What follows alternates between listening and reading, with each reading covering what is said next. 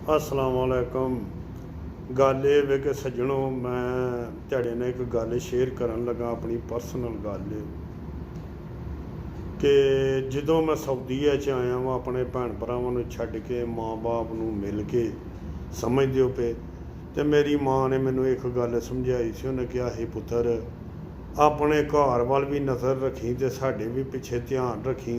सानूं भी रोज़ कॉल करदा रही, तूं हुण प्रदेश च तुर गया वें ते तुर चलां वें, क्योंकि पहिलां तूं इत्थे सैं ते तेरे नाल गप्पां मारी दियां ने, तैनूं मैं मिलन आई जानी आं, कदी तूं मैनूं मिलन आ जाना सैं। लो, कुदरत खुदा दी ऐसी होई कि माँ मेरी बीमार हो गई 2 साल के बाद। मेरे कागज़ रैड हो गए, मैं नहीं जा सकिया। माँ इस दुनिया तो चली गई, इंतकाल कर गई।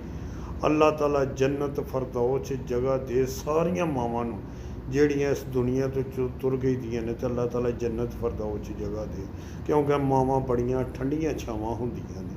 समझदे हो, मैं गया वां उस दिन अम्मा होरां दे घर, ते अब्बा जी बैठे दे हन, ते उन्हां ने मेरी भरजाई नूं कहा कि गल ए वे, भैन मेरी भी आई दी, ते उन्हां कहा गल ए वे पुत्तर, भरा नूं सोहनी रोटी बना के दिओ, लस्सी दा कौला दिओ, नाल 2 आंडे बनाओ, दही रखो, परौंठे बनाओ। ਇਹਦੀ ਮਾਂ ਇੱਥੇ ਜ਼ਿੰਦਾ ਸੀ, ਤੇ ਜਦੋਂ ਵੀ ਨਾਸ਼ਤਾ ਕਰਦਾ ਸੀ ਇੱਥੇ ਹੀ ਆ ਕੇ ਕਰਦਾ ਸੀ। ਇਹਦੀ ਮਾਂ ਦਾ ਹੁਕਮ ਸੀ ਕਿ ਪੁੱਤਰ ਤੂੰ ਮੇਰੇ ਘਰ ਆ ਕੇ ਨਾਸ਼ਤਾ ਕਰਨਾ ਵੇ, ਤੂੰ ਕਿਤੇ ਨਹੀਂ ਜਾਣਾ। ਤੇ ਆਂਦਾ ਸੀ ਅੰਮਾ ਮੈਂ ਕੰਮ ਤੇ ਜਾਣਾ ਹੁੰਦਾ, ਤੇ ਆਂਦੀ ਸੀ ਕੋਈ ਗੱਲ ਨਹੀਂ, ਇੱਥੇ ਹੀ ਆ ਕੇ ਨਾਸ਼ਤਾ ਕਰਕੇ ਜਾਣਾ ਵੇ। ਤੇ ਇੱਥੇ ਹੀ ਨਾਸ਼ਤਾ ਕਰਦੀ ਸੀ ਮਾਂ, ਇਹਨੂੰ ਜਨਾਬ ਪਿਆਰ ਦਿੰਦੀ ਸੀ। ਤੇ ਜਦੋਂ ਮੈਂ ਪਿਓ ਦੀਆਂ ਗੱਲਾਂ ਇਹ ਸੁਣੀਆਂ ਨੇ, ਆਪਣੇ ਵੱਲ ਦੀਆਂ ਗੱਲਾਂ ਸੁਣੀਆਂ ਨੇ, ਮੇਰੀਆਂ ਅੱਖਾਂ ਦੇ ਵਿੱਚੋਂ ਅਥਰੂ ਜਾਰੀ ਹੋ ਗਏ ਨੇ। ਮੈਨੂੰ ਮੇਰੀ ਮਾਂ ਦਾ ਉਹੀ ਵਾਕਿਆ, ਉਹੀ ਗੱਲਬਾਤ ਨਜ਼ਰ ਆ ਗਈ ਏ।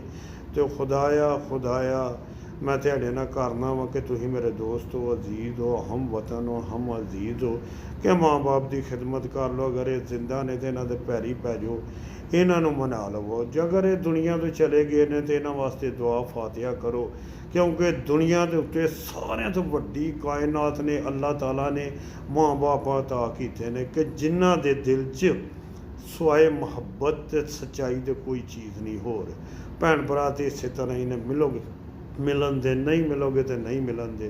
अपना बहुत सारा ख्याल रखिए, तो वेलकम हो गया राज।